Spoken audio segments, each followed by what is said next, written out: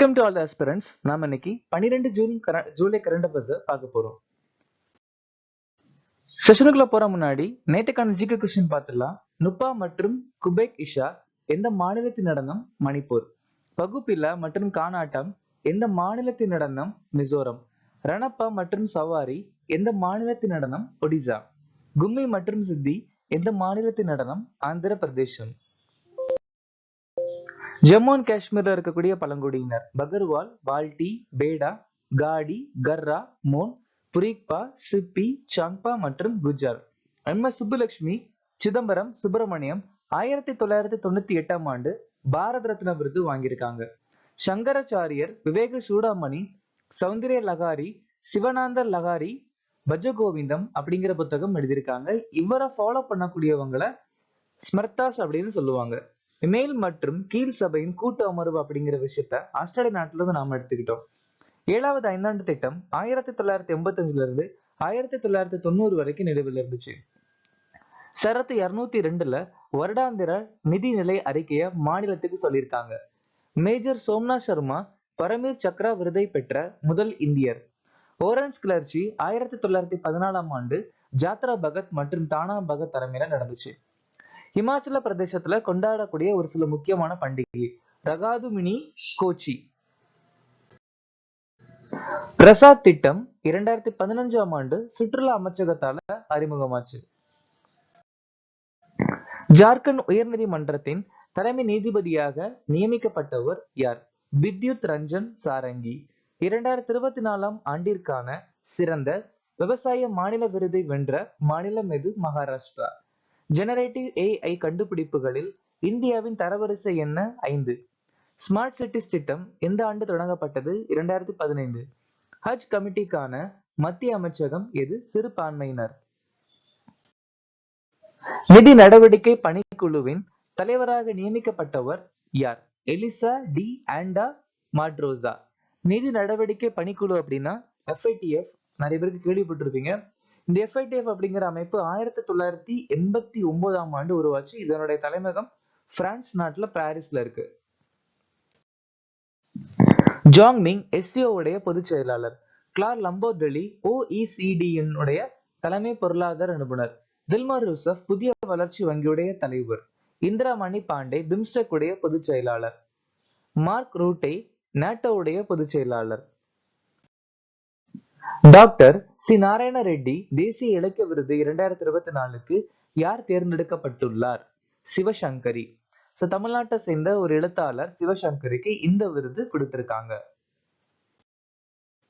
Srinivas R Kulkarni 2024ஆம் ஆண்டு வானியல் ஷா பரிசு வாங்கியிருக்காரு. கிருஷ்ண பிரகாஷ் இந்தி சாகித்ய பாரதி விருது.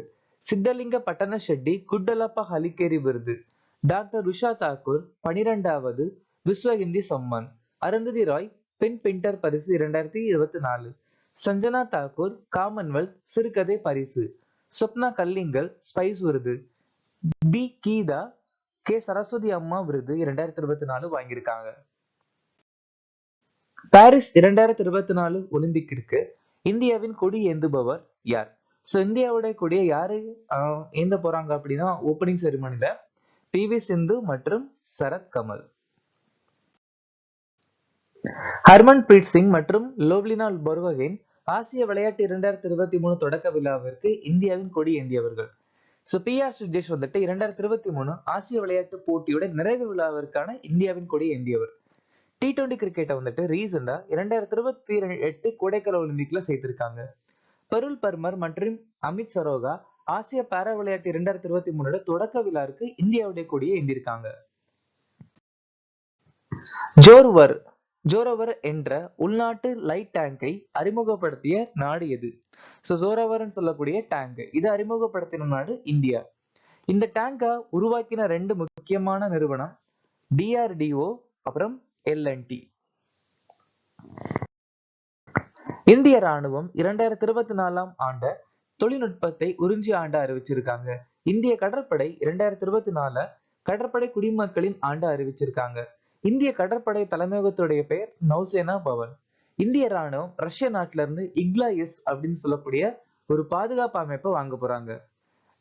பிளாஸ்டிக் கழிவுகளை பயன்படுத்தி சாலை அமைக்கும் இந்தியாவின் 2வது ராணுவ நிலையம் ஜெய்ப்பூர் ராணுவ நிலையம். சோ இப்ப முதல் ராணுவ நிலையம் நாரங்கி, அது அஸ்ஸாம்ல இருக்கு.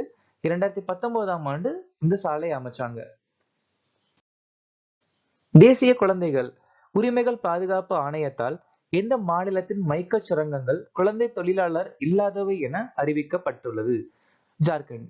சோ ஜார்க்கண்ட் மாநிலத்தில் இருக்கக்கூடிய மைக்கா சுரங்கங்கள்ல எந்த ஒரு தொழிலாளர், குழந்தை தொழிலாளர்கள், அதாவது 14 வயசுக்கு உட்பட்ட குழந்தைகள் யாரும் வேலை பார்க்கல அப்படிங்கிற ஒரு அங்கீகாரம் கிடைச்சிருக்கு. இப்போ குழந்தை உரிமைகள் பாதுகாப்பான தேசிய ஆணையம் இது எப்ப உருவாச்சுன்னா 2007. இந்த ஆணையத்தோட முக்கியமான வேலை 18 வயசுல இருக்கக்கூடிய குழந்தைகளுடைய வாழ்வாதாரம், அது அவங்களுடைய கல்வியை பாதுகாக்கக்கூடிய வேலை.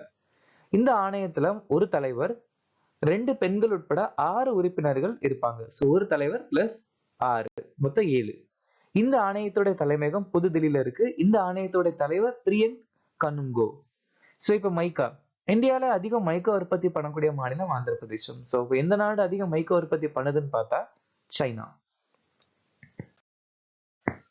ஜார்க்கண்ட் பத்தி ஒரு சில விஷயங்கள் பார்க்கலாம். ஜார்க்கண்ட் மாநிலம் முக்கிய மந்திரி ஷர்மிக் யோஜனா அப்படிங்கிற திட்டம் அறிமுகப்படுத்தியிருக்காங்க.